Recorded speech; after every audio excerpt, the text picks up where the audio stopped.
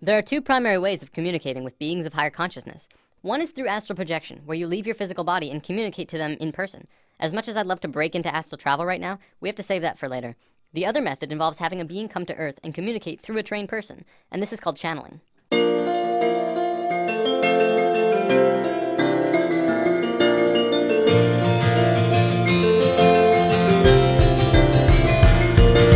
Channeling is a natural form of communication between humans and beings of higher consciousness, included but not limited to angelic beings, spirits of nature, non-physical entities, or even animals and pets. In a sense, it's basically when a human will turn him or herself into kind of like a phone for beings of higher consciousness and people to communicate.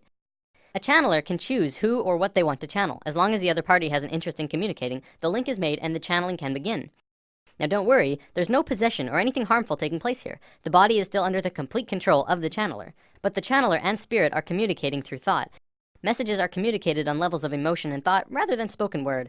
The channeler will then decipher what the spirit tells him into human language. Contrary to popular belief, entities do not generally use human languages because it is considered awkward and clumsy. The majority of this message is conveyed through an elegant series of sensory feelings. Let's talk about animal communication, because this is a form of channeling that you yourself can do. Channeling pets is one of the easiest forms of this art. Pets, of course, do not use human language, but they have a strong desire to communicate with humans. A small disclaimer, if you're planning on trying this, it's also helpful to charge your third eye chakra, as we talked about in lesson 2. It will assist with your mental connection to them. You'll want to practice on a family pet before taking a leap to anything else. A cat or dog who is familiar with you is the best choice to begin. Cats are a tad more difficult because they tend to pick and choose what they want to listen to. A family dog can be easier as they are pack animals and will be more apt to tune in to the leader of the pack, which is you. So let's go over some of the basic steps to do this. Start by taking your dog into a quiet room. Sit on the floor next to him, or if he's allowed on the couch or bed, have him sit next to you.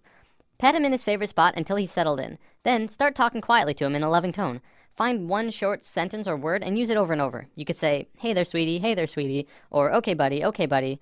Let's just call this your key phrase. When you've gone over your key phrase 10 times or so, close your eyes and be silent. Stop petting him and begin to form a picture in your mind of what you want him to know.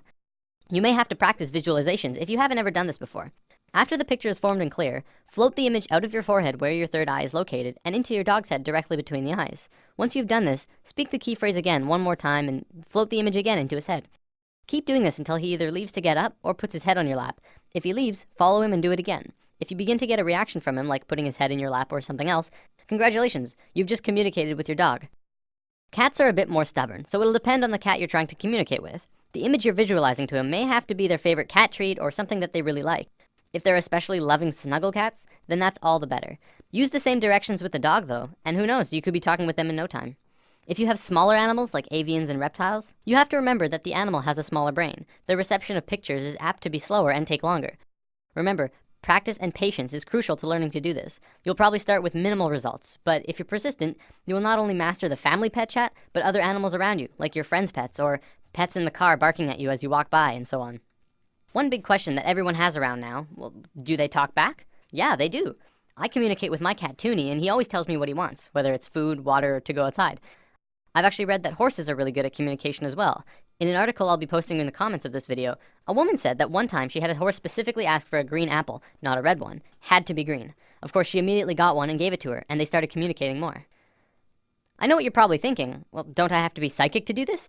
Well, yes, but everyone is psychic, but most people don't really realize it. There's a gland in the brain called the pineal gland, which scientists have actually labeled the psychic gland. Through charging your third eye chakra, you begin to activate the pineal gland and your psychic connection can begin. Just remember to release the concept that you'll hear words and allow yourself to feel into your animal friend. So now we understand how to channel beings of lower consciousness, animals. For beings of higher consciousness, it's essentially the same thing, only reversed. In this scenario, we are like the animal and we are communicating with beings who know and understand far more than we do. There's actually a being channeled named Cryon of Magnetic Service. He talks a lot about worldly events and what's going on a global scale.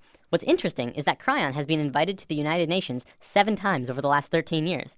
If the UN listens to channeling, maybe it deserves a little more credibility than we realize. On my YouTube, I'm going to be posting small snippets from various channels, but most of them from Crimson Circle. Crimson Circle started out in 1999 when a being named Tobias started communicating with Jeffrey Hope. There's actually a really cool story here. I can't go over all of the details, but Tobias was actually written about in the Bible, in the book of Tobit. This particular book was removed by the church in 1546 during the Council of Trent. Tobias was written as one of the main characters in that book, and Jeffrey and him began communicating more. In 1999, Crimson Circle was formed, a group dedicated to communicating with Tobias and other spirits. Up until recently, it was mostly Tobias who was channeled by the Crimson Council. Tobias then said that he wanted to return to Earth and live another lifetime because he missed physical reality and said his goodbyes. Today, Adamus St. Germain is channeled instead, and he's very lively. A little insight on Adamus: he is what you would call an ascended master. An ascended master is someone who underwent a process of spiritual transformation and moved into higher states of being beyond physical life. This will make way more sense in future lessons. Okay, I want to wrap up by going over a short list of definitions. During the channelings, you may hear some words that you're not familiar with. Amyo is absolute and pure trust in the self, the realization of the I am. Makyo are kind of like lies that you tell yourself that take you away from the I am, like I'm not good enough or I can't do it yet. Kind of like the opposite of Amyo.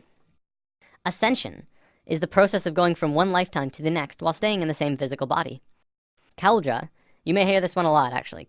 Kaldra is the nickname that Tobias gave to Jeffrey. So if you ever hear Jeffrey say during a channeling, Kaldra doesn't want me to say this, but I will anyways, that's Adamus speaking through Jeffrey about Jeffrey, whose nickname is Kaldra.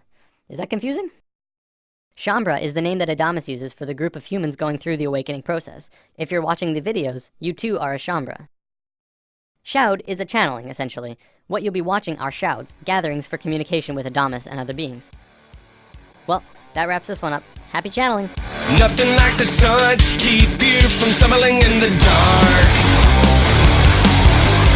Fall down once or twice, you figure out where you gotta start. All the scars have filled my heart with pain.